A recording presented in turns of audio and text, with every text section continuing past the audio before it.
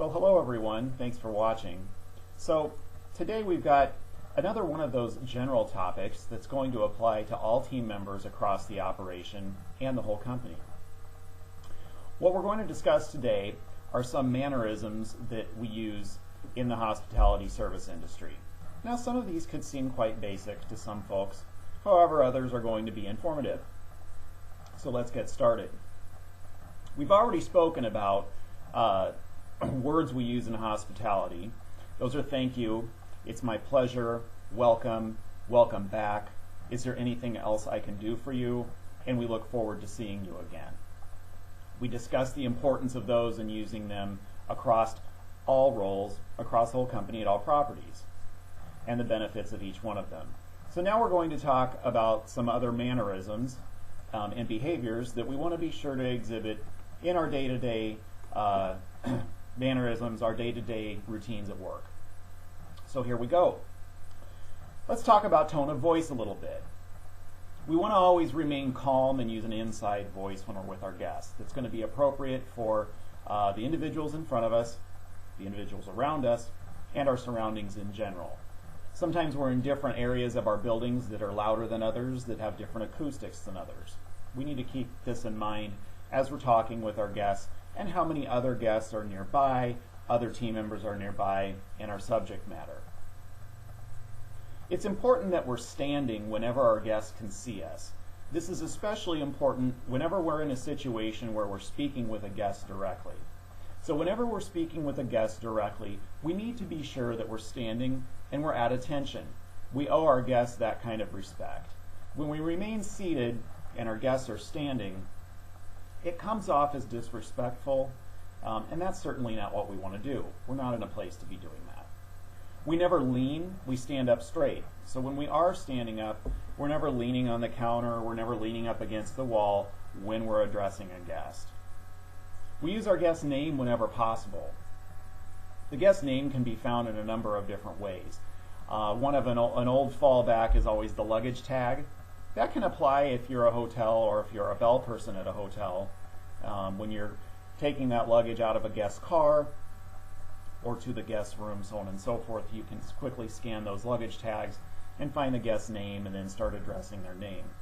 This also is going to come from the guest record, the reservation record, the face of the guest charge card if you're accepting payment, if you're in a retail shop, dining facility, bar, or at the actual welcome desk. Sometimes a caller ID, if a guest is calling your department from their guest room and your phone is interfaced with your property management system, oftentimes the guest's name will show up on the caller ID. But better yet, and this is one that stands out so much because it simply never happens, I shouldn't say never, but most of the time it doesn't happen. Introduce yourself to our guests. Talk about memorable. You're actually going to solicit their name at this time and use it. So when you're walking past a guest in the hallway, or better yet, at the welcome desk, or seating a guest in our restaurant, or greeting a guest at a bar in our hotels, you can introduce yourself. Yes, you may be wearing a name badge. You should be wearing a name badge. However, there's nothing wrong with introducing yourself. So when the guest sits down or when you go to greet the guest, be sure to tell the guest your name. Oh, so great to have you here tonight. My name's Dan. It'll be my pleasure to serve you this evening. May I get your name? How great is that? And that's going to take people by surprise. Talk about a wow instant. So be cognizant of your surroundings. Who's within earshot of you? You need to keep in mind that voices travel far more than you might think. And the acoustics of wherever you're at, remember that. So if you're in a lobby with a big tall ceiling, or in a restaurant with walls that are, or in I should say in a kitchen with walls that are covered in that tile, your voices bounce differently in different areas. So again, we're going to talk about volume and the things that we're saying to each other. Just keep in mind that they're appropriate and work appropriate, topic appropriate. So this leads into never talking about a guest when another guest could hear.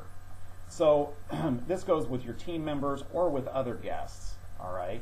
So that can lead the guests, if they hear you talking about another guest, they can lead people to think, what are they saying about me when I'm not around? It's just tacky, and it's not polished, and it's not necessary. So when we're talking, again, we talked about volume and acoustics. So you may have heard a topic or a term used called verbal vomit. I know, sounds disgusting, but it's just a thought process. So gossip and verbal vomit. When we go to talk with a guest or even a coworker, you need to take a few moments and think to yourself, not a few moments, but it can just happen like that. Does the person in front of me really need to know what I'm about to tell them? So this goes for guests and for coworkers. It's just, you know, the facts are what's most important. And this is extremely important when we're talking about a service recovery situation, a situation where we may need to be apologizing. It's not necessary to sometimes explain backstory on things, or if the person in front of you or on the telephone does not need to know the backstory on what has caused a situation or what has caused you to be providing them a certain response, then why add it? You're not being dishonest because you're not lying, but you're just not providing the backstory when it's not necessary. The facts are this, and this is the outcome. So we need to keep that in mind when we're about to start speaking with people, okay? Be sure to always look our guests in the eye, not around them, not to the side. Looking our guests in the eye, that's one piece of the active listening process, and we'll talk about that later on. But this is just being attentive, okay? If you're looking someone in the eye when you're speaking with them, then they know that you're actually listening to them, not looking outside and listening to the birds chirp, so on and so forth. This one can seem basic. We never interrupt our guests when they're speaking. It's just rude and it's not polished. So we always want to let our guests have their time, and then we have our response. Recap information. You're going to do this often. There's times when this is appropriate. It's when you're absorbing information or you're listening to an individual, maybe give you several different pieces of information, whether it be for a reservation or a number of different situations, or they're describing something that occurred. And you're going to respond with, if I understand correctly, insert pieces here. Again, this is just a component of active listening. It's especially necessary in a situation of potential apology and service recovery. So if it's a situation where a guest may be explaining to us as the team member something not so great that occurred with their stay, or something to that effect, using those active listening pieces are extremely important in that situation, because they're going to want to be heard. That's the utmost desire there of our guests, is to simply be heard. And if they feel like we're not hearing them, pieces of active listening, then they're going to become that much more frustrated. So, recapping information often. That's good with a reservation as well.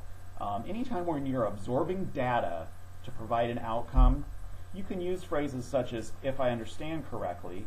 That just reiterates to the guest that you did in fact hear them. Open and approachable body language. We always want to keep our arms relaxed at our sides, not crossed, not closed off, not don't talk to me, not like this. Okay? We want to keep our arms relaxed at our sides when we're at rest. Okay? And again, that's standing whenever our guests are with us, whenever we're interacting directly with our guests. We never point. Okay? It's over there. Oh, Dan, where's the restroom? Just over there. We don't point. It's harsh and it's aggressive. We always want to use open-handed gestures, such as this. Oh, the restroom, it's just over this direction. It's just far more approachable, it's positive, it looks better. And then, if possible, you want to walk a few steps in the direction that you're referring to. So depending on where you're at, if you're behind the welcome desk or maybe behind a bar or a host stand, that might not be possible, but if it's possible, always try to do that. Again, we always want to recognize our guests who may be standing in line. So if we're in a situation where we're attending to customers and we've got a queue that's building behind the guest that's directly in front of us, whether we're on the telephone or working directly with a guest in front of us, this can be at a host stand, at our retail counters, possibly when we're at bartending, and obviously when we're at our welcome desks.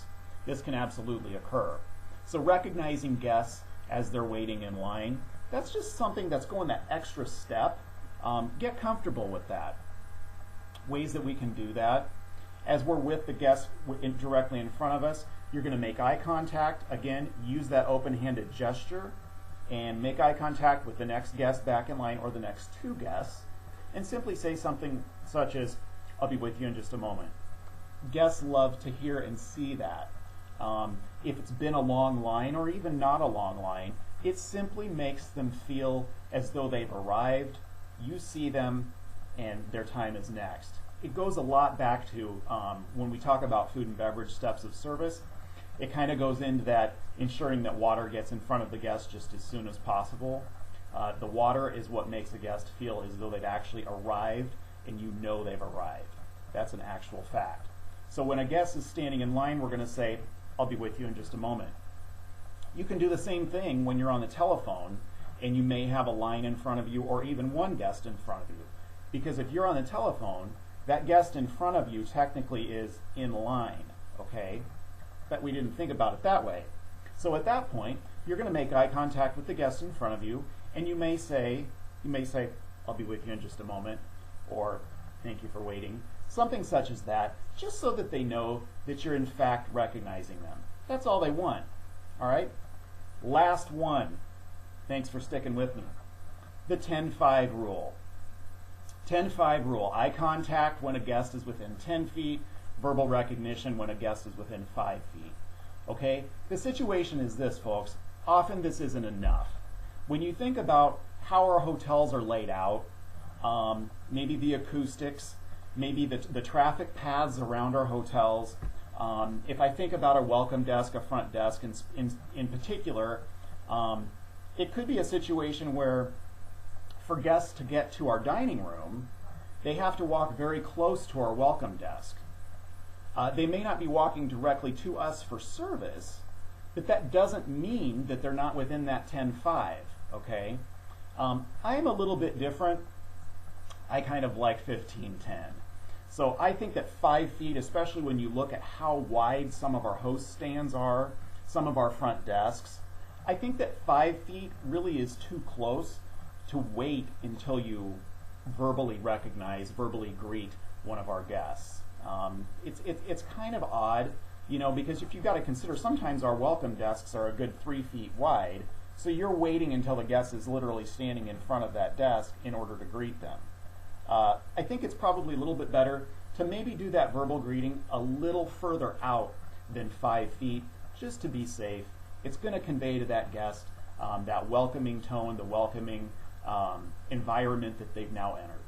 So thanks so much, everyone. Appreciate your time with me on this one. I know a lot of information has been presented, but I know that you'll all use it, and we'll talk about more soon. Thanks a lot.